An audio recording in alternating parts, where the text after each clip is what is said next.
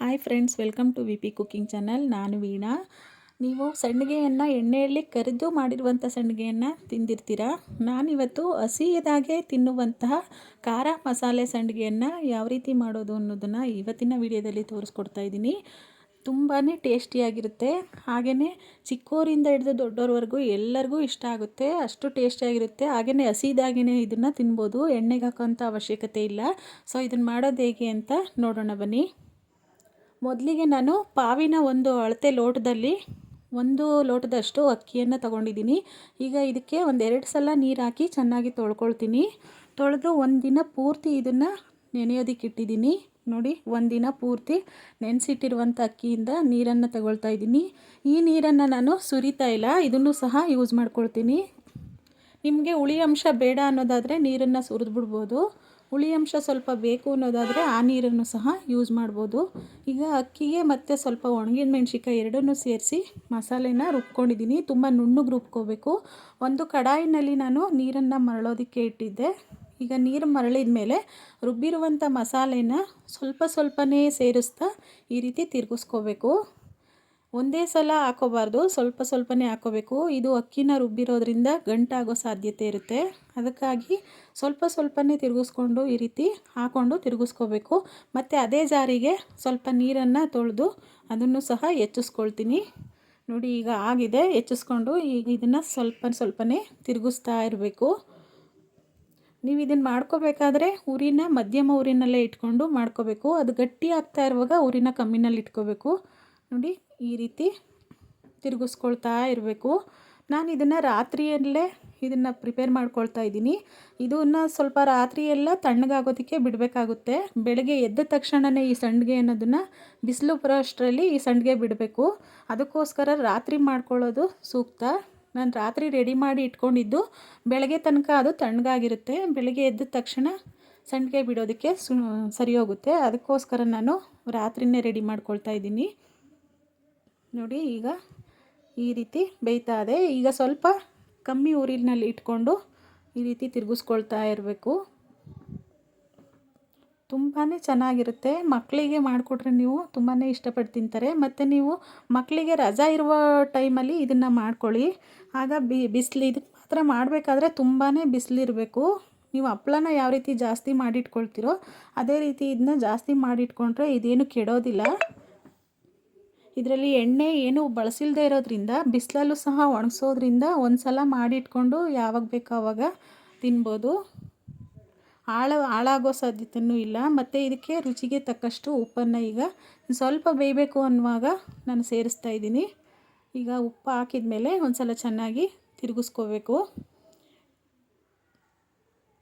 ಈ ರೀತಿ ಬೇಯ್ತಾ ಇರಬೇಕಾದ್ರೆ ಇದಕ್ಕೆ ಬೇಕಾಗಿರುವಂಥ ಕಡಲೆ ಬೀಜವನ್ನು ನಾನು ಫ್ರೈ ಮಾಡ್ಕೊಳ್ತೀನಿ. ನೋಡಿ, ಸ್ವಲ್ಪ ಕಡಲೆ ಬೀಜವನ್ನು ಡ್ರೈ ರೋಸ್ಟ್ ಮಾಡ್ಕೋಬೇಕು.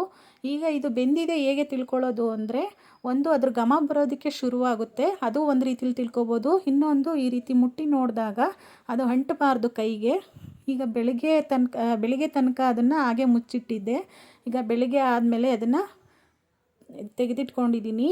ಈಗ ಇದಕ್ಕೆ ಬೇಕಾಗಿರುವಂಥ ಮಸಾಲೆಯನ್ನು ಸೇರಿಸ್ತೀನಿ. ನಾನು ಒಂದು 3 ಈರುಳ್ಳಿಯನ್ನು ಸಣ್ಣದಾಗಿ ಹೆಚ್ಚಿಟ್ಕೊಂಡಿದ್ದೆ. ಈಗ ಅದನ್ನು ಸೇರಿಸಿದ್ದೀನಿ. ಮತ್ತು ಒಂದು ಅರ್ಧ ಹೋಳನಷ್ಟು ಕೊಬ್ಬರಿ ತುರಿಯನ್ನು ದಪ್ಪ ತುರಿಯಲ್ಲಿ ತುರಿದ್ಕೊಂಡಿದ್ದೀನಿ. ನೀವು ಬೇಕಾದರೆ ಸಣ್ಣದಾಗೂ ಸಹ ಪೀಸಸ್ ಮಾಡ್ಕೋಬೋದು. ಹಾಗೆಯೇ ಕಡಲೆ ಬೀಜನೂ ಸಹ ಅಷ್ಟೇ ಹುರಿದ ಮೇಲೆ ಅದನ್ನು ಸಹ ಸಿಪ್ಪೆಯನ್ನು ತೆಗೆದು ಈ ರೀತಿ ಹೋಳುಗಳನ್ನಾಗಿ ಮಾಡ್ಕೊಂಡಿದ್ದೀನಿ. ಹಾಗೆಯೇ ಜೀರಿಗೆ ಮತ್ತು ಬಿಳಿ ಎಳ್ಳನ್ನು ಸಹ ಸೇರಿಸ್ತಾ ಇದ್ದೀನಿ. ಈಗ ಇವೆಲ್ಲ ಸೇರಿಸಿದ್ಮೇಲೆ ಒಂದು ಸಲ ಚೆನ್ನಾಗೆಲ್ಲನೂ ಮಿಕ್ಸ್ ಮಾಡ್ಕೋಬೇಕು. ಇದನ್ನು ಹಸಿದಾಗೆ ತಿನ್ನೋದಕ್ಕೆ ತುಂಬಾ ಚೆನ್ನಾಗಿರುತ್ತೆ. ಆರೋಗ್ಯಕ್ಕೆ ಏನೂ ಹಾನಿ ಆಗೋದಿಲ್ಲ. ಇದು ಹಬೆನಲ್ಲಿ ಬೆಂದಿರೋದ್ರಿಂದ ಚೆನ್ನಾಗಿ ಹಸಿದಾಗೂ ತಿನ್ನೋದಕ್ಕೂ ಸಹ ತುಂಬಾ ಚೆನ್ನಾಗಿರುತ್ತೆ. ಮತ್ತು ಈಗ ಇದನ್ನು ಕಲಸಿದ ತಕ್ಷಣ ಇದನ್ನು ಮಾಡಬೇಕಾದ್ರೆ ನೀವು ಬಿಡಬೇಕಾದ್ರೆ ಸಂಡಿಗೆಯನ್ನು ಬಿಸಿಲಿರಬೇಕಾಗುತ್ತೆ. ಬಿಸಿಲಿರುವಾಗಲೇ ನೋಡ್ಕೊಂಡು ಮಾಡ್ಕೋಬೇಕು. ಇದನ್ನು ಕಾಫಿ ಟೀ ಜೊತೆಗೂ ಸಹ ಅದನ್ನು ತಿನ್ಬೋದು. ನೋಡಿ, ಎಲ್ಲನೂ ಮಿಕ್ಸ್ ಮಾಡ್ಕೊಂಡಿದ್ದಾಗಿದೆ. ಈಗ ಇದನ್ನು ಬಿಸಿಲಲ್ಲಿ ನಾನು ಬಿಡ್ತಾ ಇದ್ದೀನಿ.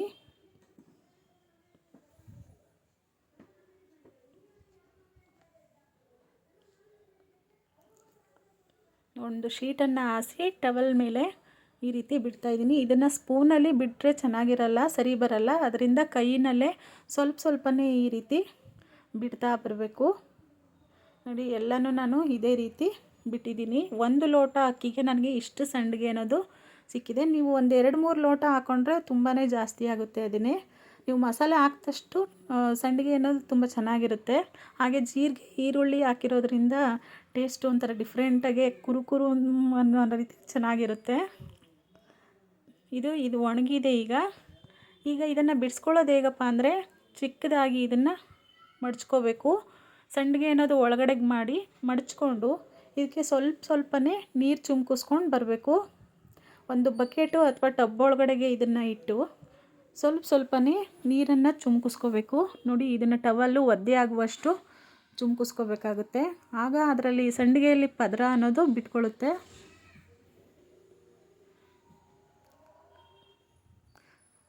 ಈಗ ಇದನ್ನು ಚುಮ್ಕಿಸ್ಕೊಂಡು ಆಗಿದೆ. ನೋಡಿ, ಎಷ್ಟು ಈಸಿಯಾಗಿ ಬಂದ್ಬಿಡುತ್ತೆ. ಈ ರೀತಿ ತೆಕ್ಕೊಂಡ್ಮೇಲೆ ಒಂದು 2-3 ಗಂಟೆಗಳ ಕಾಲ ಪುನಃ ಬಿಸಿಲಿನಲ್ಲಿಡಬೇಕು. ಯಾಕೆಂದರೆ ಈಗ ಸ್ವಲ್ಪ ಒದ್ದೆ ಆಗಿರುತ್ತೆ. ಅದಕ್ಕೆ ಪುನಃ ಸ್ವಲ್ಪ ಹೊತ್ತು ಬಿಸಿಲಿನಲ್ಲಿ ಒಣಗಿಸ್ಕೊಂಡ್ರೆ ಸಂಡಿಗೆ ಏನಾದ್ರು ತಿನ್ನೋದಕ್ಕೆ ರೆಡಿ ಆಗುತ್ತೆ. ನೋಡಿ, ಈಗ ಬಿಸಿಲಲ್ಲಿ ಒಣಗಿಸ್ಕೊಂಡಿದ್ದಾಗಿದೆ. ಖಾರ ಮಸಾಲೆ ಸಂಡಿಗೆ ಅನ್ನೋದು ತಿನ್ನೋದಕ್ಕೆ ರೆಡಿಯಾಗಿದೆ. ಇದನ್ನು ಮಾಡೋದು ಹೇಗೆ ಅಂತ ನೋಡಿದ್ರಲ್ವ. ಈ ವಿಡಿಯೋ ನಿಮ್ಗೆ ಇಷ್ಟವಾಗಿದ್ದರೆ ಪ್ಲೀಸ್ ವಿಡಿಯೋಗೆ ಲೈಕ್ ಮಾಡಿ, ಹಾಗೆ ನಿಮ್ಮ ಫ್ಯಾಮಿಲಿ ಫ್ರೆಂಡ್ಸ್ಗಳಿಗೆ ಶೇರ್ ಮಾಡಿ, ಮತ್ತು ಸಬ್ಸ್ಕ್ರೈಬ್ ಆಗೋದನ್ನು ಮರಿಬೇಡಿ. ವಿಡಿಯೋ ನೋಡಿದ್ದಕ್ಕಾಗಿ ಥ್ಯಾಂಕ್ ಯು.